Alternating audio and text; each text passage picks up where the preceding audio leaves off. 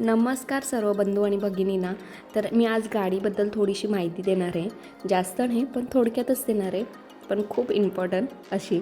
तर तुम्हाला नक्की आवडेल. आवडली तर नक्की लाईक शेअर सबस्क्राईब करायला विसरू नका. बघा, ए for accelerator, B for break आणि सी फोर क्लच. ओके, तुम्हाला क्लच ॲक्सिलेटर गाडीची आपली स्पीड हे करतो. बी फोर म्हणजे ब्रेक, म्हणजे गाडी थांबवायची आहे आपल्याला. आणि सी फोर म्हणजे आपल्याला जेव्हा गाडी थांबवायची असेल तेव्हा क्लच आणि ब्रेक हे दोन्ही सोबत दाबायचे. जेव्हा आपल्याला घेर चेंज करायचे तेव्हाही क्लचचा वापर केला जातो. जेव्हा गाडी चालू करायची असेल तेव्हा क्लच दाबूनच गाडी चालू करायचं. पुन्हा आता बघा, मी कितीही ॲक्सिलेटर दिला, जो मी फर्स्ट दाखवला तो, आणि हँडब्रेक जर खाली केलेला नसेल, म्हणजेच काय उतरलेला नसेल, तर गाडीला कितीही रेस दिली आणि गाडी जर न्यूट्रलमध्ये असेल तर गाडी एकदमसुद्धा पुढे जाऊ शकत नाही, म्हणजे एक कदमसुद्धा.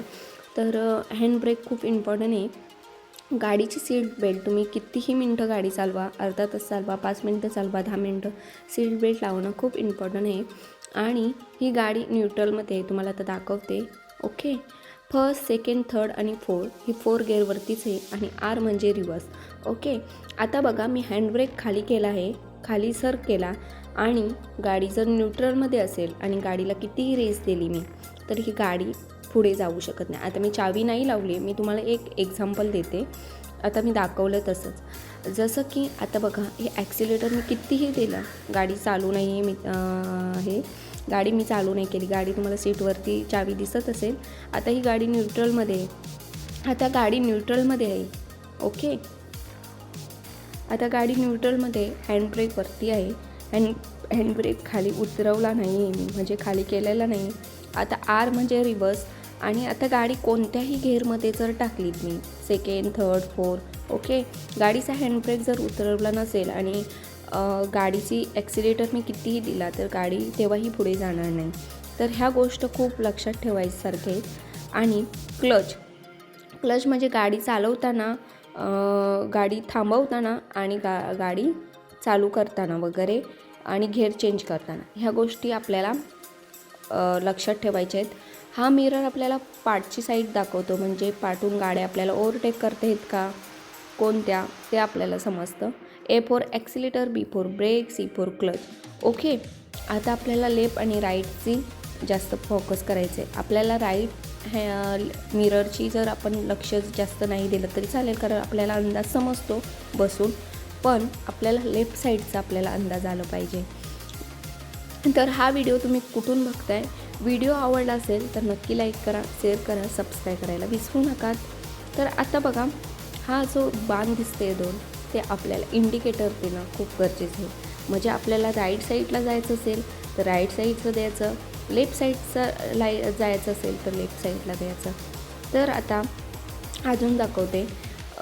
हे जे पुढे दिसते ते 2 बाण, ते तुम्हाला वॉश करायचं ते आहे, ते फिरवण्यासाठी. तर बघा, मला जितकी माहिती आहे तेवढी मी तुम्हाला सांगितलं. तर मी सृष्टीला पण आणली होती, कारण तिला घ्यायला कोण नव्हतं. तिला म्हटलं शांत राहा, थोडंसं काहीतरी व्हिडिओ थोडंसं शूट करते, पण पकडायला कोणच नव्हतं. तर आता बघा, मी तुम्हाला डबल एकदा दाखवते. A for accelerator, B for brake, C for clutch.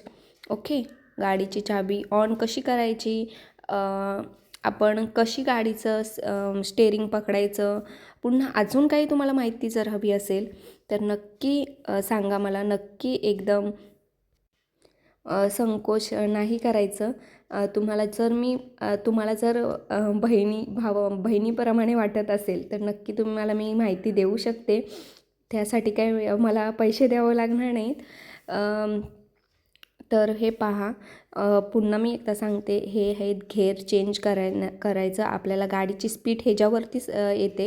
1, 2, 3, 4 आणि 5वरती पण असते. काय गाडीची मी चालवत होती ती 5वरती होती, म्हणजे मी चालवण्यासाठी घेतली होती ज्या स्कूलमध्ये, ती होंडा सिटी होती. आणि खूप गाडी चांगली मला जमली. त्याचाही व्हिडिओ आहे, तुम्हाला जर बघायचं असेल तर नक्की मी तुमच्याकडे शेअर करेन. आणि हे पहा, जी पाठची मिरर आहेत ती आपल्याला गाड्या पाठवून वगैरे येतात, ओव्हरटेकिंग वगैरे करतात, तर त्यासाठी आपल्याला त्या मिररवरती खूप बघणं गरजेचं आहे.